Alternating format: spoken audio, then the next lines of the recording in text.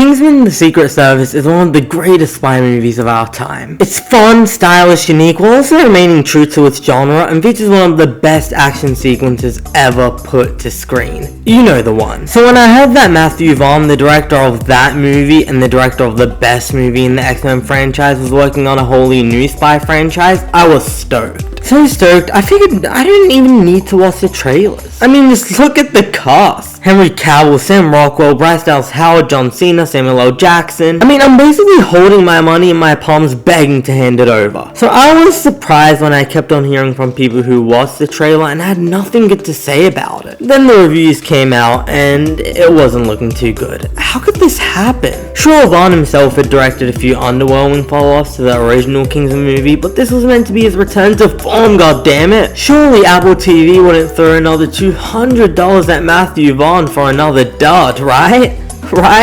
Maybe they did. Unfortunately, this is far from a return to form, as Vaughn directs a big budget, bombastic cartoon of a movie that ranks pretty low in his filmography. Let's get one thing straight. No one went into this movie expecting unique insights into the human experience or the reinvention of the spy genre. We all forked over our money because we wanted a good, fun, funny time at the cinemas, in the same vein of A Man from U.N.C.L.E. or Kingsman: The Secret Service. Yeah, this movie ends up being a pale imitation of those two. Because while those movies don't feature some of the most refined, insightful screenplays you'll find on the big screen, they're still satisfyingly witty and quirky. The characters full of personality. The punchlines generally work. This movie features some of the worst dialogue I've seen in a big budget blockbuster in quite a while. I was in utter disbelief when 7 or 8 minutes into the movie, a character literally says the words, "You and I, we're not so different." I'm not joking, they literally say that exact same line. Don't believe me? They literally put it in the trailer. That's right, not only did they include the line in the movie, they have the audacity to include that in the trailer to sell you on watching the movie. Though perhaps I shouldn't be surprised, because it's not like there are an abundance of great lines in the movie that they could have included in the trailer.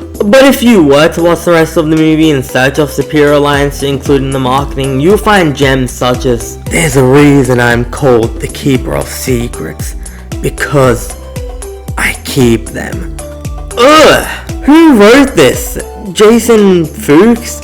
The same guy who wrote 2015's Pan and 2018's I Still See You? That's who. How is this guy still getting hired? This movie is just as badly written from a plot perspective as it is from a dialogue level. If you're watching a gun-fu action movie like John Wick where the strength of the movie lies in the expertly choreographed action, then you can have something as stupid as Keanu Reeves and Common firing shots at each other in the middle of a train station without a single soul noticing. But when you're writing an espionage thriller, where your stars are literally doing interviews bragging about how there are 11 plot twists in the movie, you simply have to write a well-constructed plot, where the progression from point A to point B in this globe-trotting adventure feels natural. And this movie does not. Pixar, the studio behind The Incredibles, Toy Story, and Inside Out, have successfully crafted some of cinema's most iconic stories. And their story artist Emma Coates once generously tweeted Pixar's 22 rules of storytelling. It's a great list and I recommend any writers look through it, but one of my favorites has always been Rule 19, in which he states, "Coincidences to get characters into trouble are great. Coincidences to get them out of it are cheating."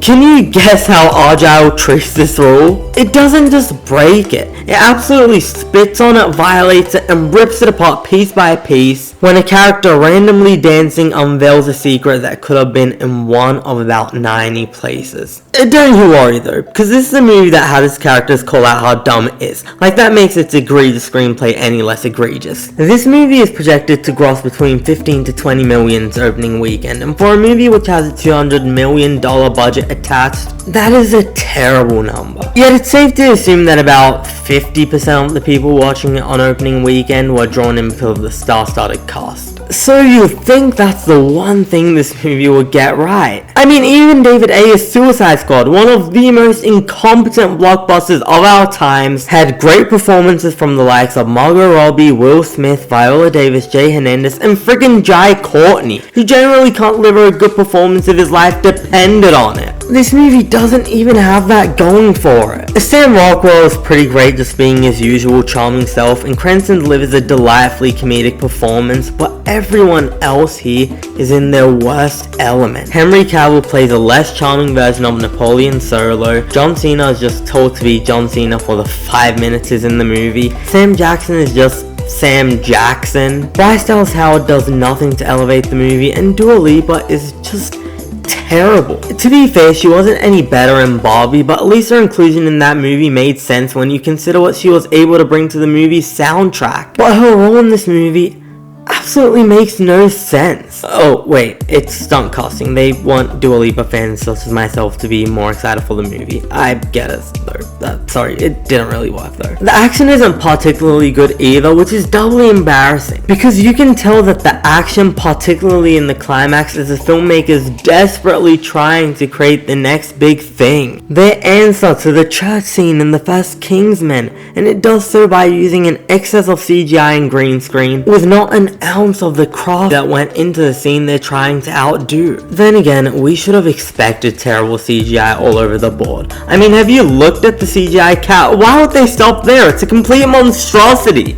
And that's without mentioning the fact that everything outside of the action sequences looks incredibly bland. And the fact that not a single note in Lorne Bell's score leaves any bit of impact. I mean, this guy recently did a brilliant job scoring Mission Impossible Dead Reckoning. If I were Matthew Vaughn, I would feel betrayed. Yeah, even though I'm not Matthew Vaughn, I still do feel betrayed and quite frustrated. I love a good, dumb, fun spy movie. The Man from U.N.C.L.E. is a comfort movie of mine. This movie had the potential to fit right next to it on my shelf. Yet this film doesn't even approach the ounce of fun that movie had. The character dynamics, the witty dialogue, the fun performances. It's almost like Matthew Vaughn believes that stupidity and laziness is a virtue of its own, and that audiences will revel in how low effort this movie is, proclaiming, "Can't you see it for what it really is? It's dumb fun." Look, I'll give you the dumb thing, but quite honestly, the only thing it really shares in common with The Man from U.N.C.L.E. quality-wise is that both movies are quite overlong. This movie even more so.